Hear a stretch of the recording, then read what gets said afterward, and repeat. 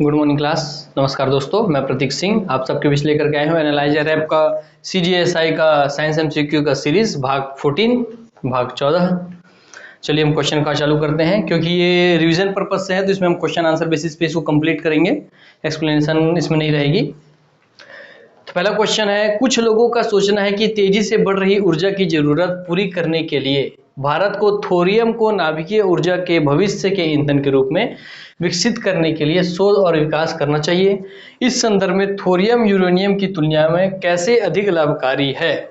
कहने का मतलब इतना बड़ा क्वेश्चन छोड़िए, बस ये बताना चाह रहा है कि थोरियम यूरेनियम से कैसे अधिक लाभकारी है, और भारत में क्योंकि थोरियम की मात्रा ज़्यादा पाई जाती है या जो भी पाई जाती है तो उसके से भारत को थोरियम के लाइन में काम करना चाहिए, न कि यूरेनियम के। तो क्यों, तो उसका कारण पूछ रहे हैं। तो पहला है, प्रकृति में यूरेनियम की तुलना में थोरियम के कहीं अधिक भंडार है। एकदम सही बात है, यूरेनियम से बहुत ज़्यादा अधिक मात्रा में हमारे पास थोरियम उपलब्ध है।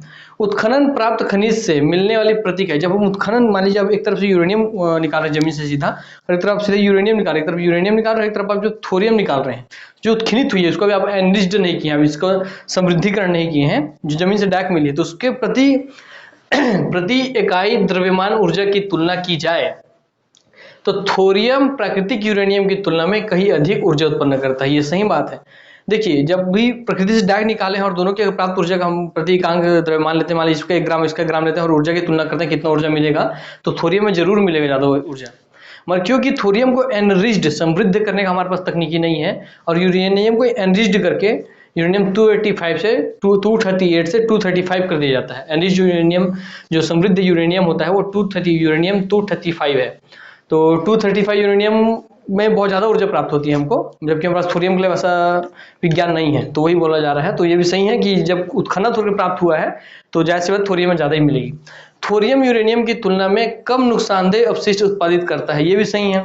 जो यूरेनियम है वो सीसा जैसे अपशिष्ट उत्पादित करते हैं, शीशे और ऐसे बहुत सारे और भी नुकसानदेह रेडियोएक्टिव एलिमेंट्स उत्पादित करता है, जो कि बहुत नुकसानदेह है। उसकी तुलना में जो थोरियम है वो कम नुकसानदेह अपशिष्ट का उत्पादन करता है। एकदम सही है। तो 1, 2 और 3 सभी इसके सत्य होंगे। चलिए नेक्स्ट क्वेश्चन पे हम चलते हैं। भारत अंतर्राष्ट्रीय ताप नाभिकीय प्रायोगिक reactor international thermonuclear experimental reactor का एक महत्वपूर्ण सदस्य है। यदि यह प्रयोग सफल हो जाता है तो भारत का तात्कालिक लाभ क्या होगा। मैंने बताया था कि एक आप तरफ लीजिए परमाणु भट्टी लीजिए, और एक तरफ जिसमें आप नाभिकीय विखंडन करते हैं, और एक तरफ परमाणु भट्टी लीजिए जिसमें आप नाभिकीय संलयन करते हैं। बताइए किसमें ज्यादा ताप की आवश्यकता होगी। तो मैंने बताया था कि भाई सूर्य में भी नाभिकीय संलयन होता है, जितने तारे हैं सब में नाभिकीय संलयन होता है, और नाभिकीय संलयन की क्रिया करवाने के लिए सर्वाधिक ताप की जरूरत होती है। जहां ताप का बात, अंतर्राष्ट्रीय ताप वाला बात किया है, तो जैसे भारत इसका सदस्य बनेगा या इसको ज्वाइन करेगा तो भारत को नाभिकीय संलयन के क्षेत्र में काम करने के लिए बहुत फायदा हो जाएगा। तो इसका ऑप्शन है, यह विद्युत उत्पादन के लिए संलयन फ्यूजन के रिएक्टरों का निर्माण कर सकता है। जब भारत सदस्य बन जाएगा तो इसका तात्कालिक लाभ यह है कि भारत नाभिकीय संलयन वाले न्यूक्लियर रिएक्टर बनाने के लिए भी कार्य कर सकता है। ठीक है, और याद रखने का तरीका बता दिया मैंने कि ताप का बात किया है, भारत अंतर्राष्ट्रीय ताप वाला बात किया है, तो हाँ ताप संलयन जरूरत होता है। भारत के संदर्भ में अंतर्राष्ट्रीय परमाणु ऊर्जा एजेंसी IAEA के अतिरिक्त इसके अतिरिक्त एक नया 4 एडिशनल प्रोटोकॉल का अनुसमर्थन करने का निहितार्थ क्या है। इसका देखिए, IAEA जो है इंटरनेशनल एटॉमिक एनर्जी एजेंसी जो है, ये सारे देशों पर, ये जो इसके सदस्य देश हैं जो इनकी सदस्यता ग्रहण करते हैं, उन पर ये नजर रखनी चाहती है कि जो भी इनके एटॉमिक रिएक्टर के जो ऑफिस है, जैसे हमारे भारत में भी है, तारापुर महाराष्ट्र है, रावतभट राजस्थान, सब जगह है, आपको पता ही है। तो उन जगहों पे कहीं भारत सिर्फ बिजली के पर्पज से इसी परमाणु रिएक्टर का यूज कर रहा है, या फिर जो देश है वो न्यूक्लियर हथियार बनाने के लिए उसका उपयोग कर रहे हैं। इसीलिए वो साल साल में अपने ऑडिट भेजते हैं जांच करने के लिए कि जो हमारे सदस्य हैं वो कहीं इसका इस्तेमाल, अपने परमाणु रिएक्टरों का इस्तेमाल न्यूक्लियर बम के लिए तो नहीं कर रहे हैं।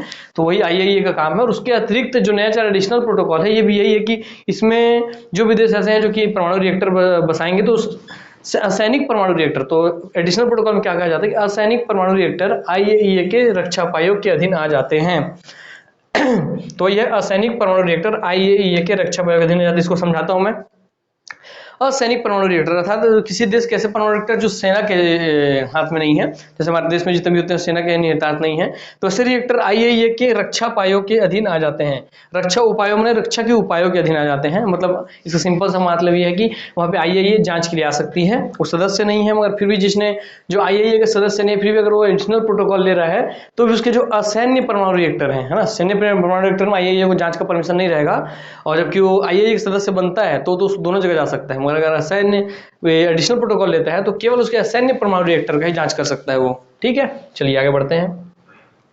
निम्नलिखित में कौन सा तत्व परमाणु ईंधन की श्रेणी में नहीं आता है? तो जाहिर सी बात कैडमियम नहीं आता है, जबकि आप जान रहे हैं कि भाई थोरियम बताया था मोनोजाइट बालू, प्लूटोनियम आपको पता है ये भी यूज करते हैं हम लोग परमाणु संलयन में। नाभिकीय रिएक्टर में तो आप यूरेनियम जान रहे हैं, और नाभिकीय विखंडन में, मगर जो नाभिकीय संलयन होता है जैसे हाइड्रोजन बम वगैरह, उसमें प्लूटोनियम का ही इस्तेमाल किया जाता है। तो थोरियम मोनोजाइट बालू वाला, यूरेनियम और प्लूटोनियम आपका नाभिकीय संलयन के लिए, यूरेनियम नाभिकीय विखंडन के लिए, और कैडमियम इसमें नहीं है। ठीक है, चलिए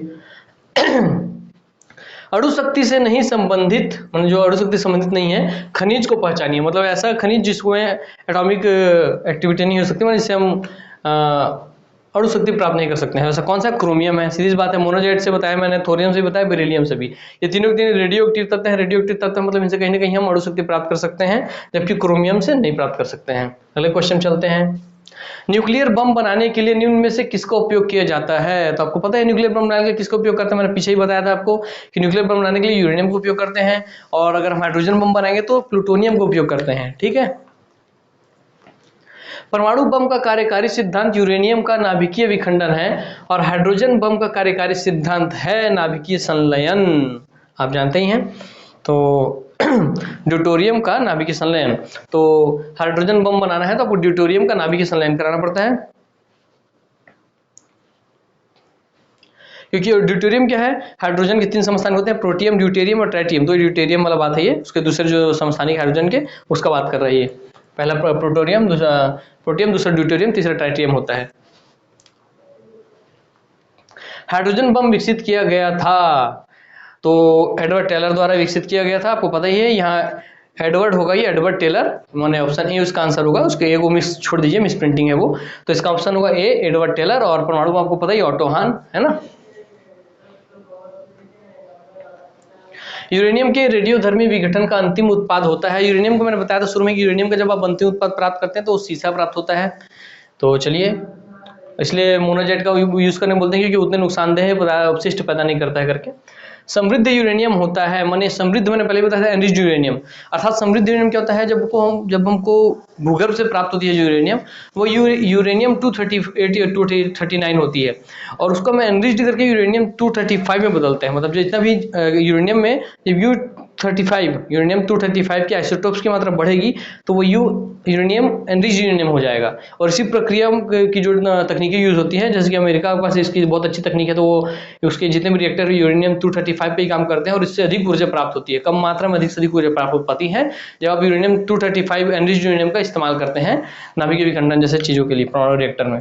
तो ये देखते हैं कि प्राकृतिक यूरेनियम जिसमें रेडियोधर्मी यूरेनियम 235 आइसोटोप का घटक कृत्रिम रूप से बढ़ाया था। कृत्रिम मैंने बताया कि मुझे टेक्नोलॉजी चाहिए उसके लिए, क्योंकि जो प्राकृतिक रूप से मिलते हैं उसमें यूरेनियम 235 का आइसोटोप बहुत कम होता है या लगभग ना के बराबर होता है, तो इसलिए। और ये पूछ लिया बैक क्वेश्चन की समृद्ध यूरेनियम किसे कहते हैं, तो यूरेनियम 235 को ही कहते हैं। ऐसा यूरेनियम जिसमें यूरेनियम 235 के आइसोटोप्स की मात्रा अधिक हो समृद्ध यूरेनियम कहलाता है। एक रेडियोएक्टिव पदार्थ की अर्ध आयु 4 महीने है। इसके लिए थोड़ा कैलकुलेशन समझा देता हूं मैं आपको, अर्ध आयु कैसे कैलकुलेट करते हैं। इस पदार्थ के 3/4 हिस्से का क्षय होने में समय लगेगा। 3/4 पता है कि 4 में से 3 हिस्सा, मतलब ये 100 को आप 4 हिस्से में तोड़ेंगे तो 25 में तोड़ेगा, उसमें 3 हिस्से में 75%, तो उसको 75% खत्म हो जाएगा, तो उसमें कितना समय लगेगा बोल रहा है। चलिए मैं आपको थोड़ा समझा दूं इसके बारे में। पहले मान लीजिए कि ये 100% है, ठीक है, और इसके 4 माह लगते हैं, इसकी अर्ध आयु 4 माह है, तो ये 100% है। तो पहले 100% थी, इसकी 4 माह, यह 4 माह लिए हम, और 100% में इसका अर्ध आयु खत्म हो गया, तो ये 100% से कितना बच गया, सिर्फ 50% बच गया। ठीक है, 50% बच गया, यहाँ 4 माह का समय लग गया है। ठीक है, 4 मंथ का समय लग गया है, 50% बचा। अब फिर ये जितना बचा है इसका फिर अर्ध आयु काल 4 को अर्ध आयु काल तो उतना ही रहे 4 माह, तो इस 50% का आधा खत्म होने में कितना समय लगेगा, फिर 4 माह लगेगा, और 50 का आधा कितना हो जाता है, 25 हो जाता है ना। तो हम देखिए 50 बचा, मैंने यहाँ 50 का लॉस हो गया, लॉस, ठीक है, और यहाँ 50 में से 25 बचा, मैंने यहाँ 25 का लॉस हो गया, 25 का लॉस। तो लॉस कितना हो गया, 50 और 25 दोनों को आप जोड़ देंगे तो 75%, माने 3/4 का लॉस हो गया। आपको सिर्फ 1/4 बचा आपके पास, तो 3/4 का लॉस जो होगा कितने महीने में हुआ है, 4 महीने प्लस 4 महीने, अर्थात इसका आंसर हो जाएगा 8 महीने में। ठीक है, ये समझा दिया मैंने आप लोगों को। तो चलिए इसका आंसर देखते हैं हम। 8 महीने इसका आंसर होगा, मैंने बता दिया कैसे कैलकुलेट करते हैं।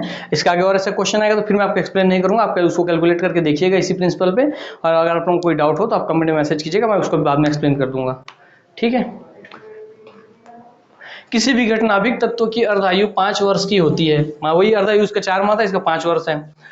20 वर्ष बाद, मैंने 5 5 5 5 करके वर्ष बाद विघटनाभिक पदार्थ का जो अंश बच जाता है वह है, तो इसको मैं बोला था जैसे मैंने बताया था वैसे कैलकुलेट करके देखिएगा, नहीं समझ में आएगा तो फिर मैं इसको कर दूंगा क्या आप लोगों के लिए कैलकुलेशन, और अगर आप बोलेंगे तो मैं फास्ट वे में आपको कर देता हूँ। चलिए कैलकुलेशन, तो इसका 1/16 हिस्सा बस बचेगा जो कि 6.25 होता है। 1/16 मैंने 6.25 होता है, 6.25% होता है, बराबर 6.25% हिस्सा ही।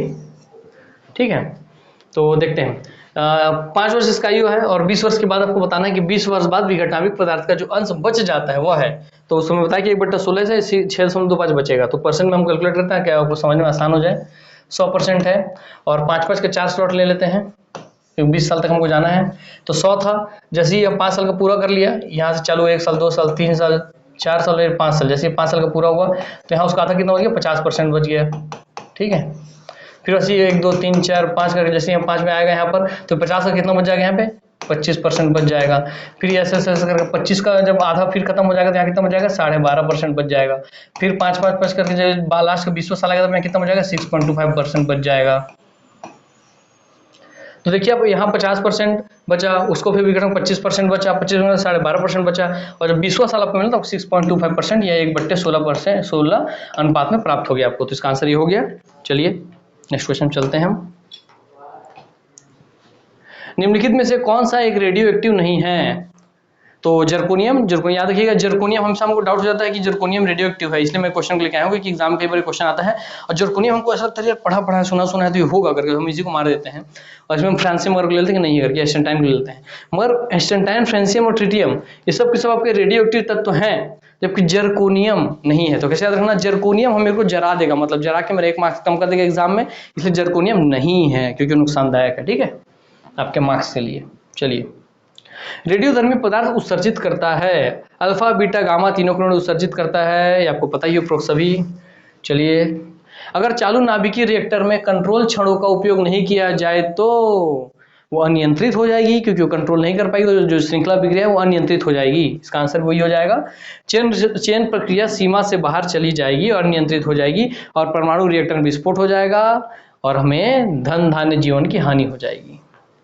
भारत का प्रथम परमाणु संयंत्र निम्न में से कौन है? तो आपको सबको पता है बचपन से ही, तारापुर महाराष्ट्र में जो स्थित है वो भारत का सबसे पुराना परमाणु संयंत्र है, और ये तारापुर 1969 में 1969 में इसका निर्माण किया गया था तारापुर महाराष्ट्र के। ध्रुव पूर्णिमा तथा साइरस में क्या संबंध है? ये भारतीय शोध रिएक्टर है, सिंपल सी बात है। ध्रुव पूर्णिमा और साइरस याद रखिएगा, डीपीएस या डीएसपी, आपको डीएसपी बनना है तो डीएसपी याद रखिएगा। ध्रुव पूर्णिमा और साइरस जो हैं वो आपके भारतीय शोध रिएक्टर हैं। ठीक है, भारत के न्यूक्लियर रिएक्टर्स में कौन सा ईंधन प्रयुक्त होता है? तो अब मैंने पहले बताया कि भारत के न्यूक्लियर रिएक्टर्स में यूरेनियम 238 यूज होता है, क्योंकि हमारे पास यूरेनियम 235 को बनाने के लिए जो तकनीकी चाहिए वो हमारे पास नहीं है, इसलिए हम उसका आयात करते हैं अमेरिका जैसे समृद्ध देशों से। तो यूरेनियम 238। कल्पक्कम प्रसिद्ध है, कल्पक्कम तमिलनाडु जो भारत के दक्षिणतम राज्य है वहाँ कल्पक्कम कुडनकुल्लम करके 2 है अपने पास परमाणु रिएक्टर, उसमें से कल्पक्कम जो है वो सबसे पहले निर्माण हुआ था, कुडनकुल्लम बाद में हुआ, सबसे लेटेस्ट निर्माण जो कुडनकुल्लम का हुआ 2013 में। तो कल्पक्कम जो है ये तीसरे नंबर पर निर्माण हुआ था। तो कल्पक्कम को देखते हैं, प्रसिद्ध है क्योंकि यहाँ परमाणु शक्ति संयंत्र के कारण, दोनों के दोनों चेन्नई में ही है। ठीक है, निम्नलिखित में से कौन सा युग्म सुमेलित नहीं है? तो देखते हैं, ये याद रखने वाली बात है, उसको याद रखिएगा। Indira Gandhi centre for atomic research, ये कल्पक्कम, जो कल्पक्कम मैंने बताया कि तमिलनाडु में है, उसको हम शॉर्ट में उसको कल्पक्कम को हम Indira Gandhi centre for atomic research बोलते हैं। तो कल्पक्कम ये सही जवाब है। Atomic mineral directorate of for exploration and research, तो आप समझिए कि एटॉमिक मिनरल जो है, मान कि जो परमाणु तत्व है उसको हम जो एक्सप्लोर करते हैं उसका जो ऑफिस है कहाँ पे, वो हैदराबाद में है। सही, ये भी आप याद रखिएगा। हरिश्चंद्र रिसर्च इंस्टीट्यूट चेन्नई, गलत जवाब, क्योंकि हरिश्चंद्र रिसर्च इंस्टीट्यूट चेन्नई में ना होकर के ये यूपी में है। ठीक है, तो इसका वैसे ही आंसर बता दिया मैंने। देखिए एक क्वेश्चन हो गया, दो क्वेश्चन का आपको आंसर पता चल गया, तीसरा का भी पता चल गया, चौथा देखते हैं Saha institute of nuclear physics Kolkata में है। तो ऐसी तरीके से आप एक क्वेश्चन में चार क्वेश्चन के आप आंसर देख सकते हैं। चलिए हो गया, तो हमारा क्लास आज यही कंप्लीट होता है। तो नमस्कार, जय हिंद, जय भारत, जय छत्तीसगढ़। जल्दी जल्दी अपनी तैयारी को ऊंचा अंजाम दीजिए और वर्दी को अपने नाम कीजिए। धन्यवाद।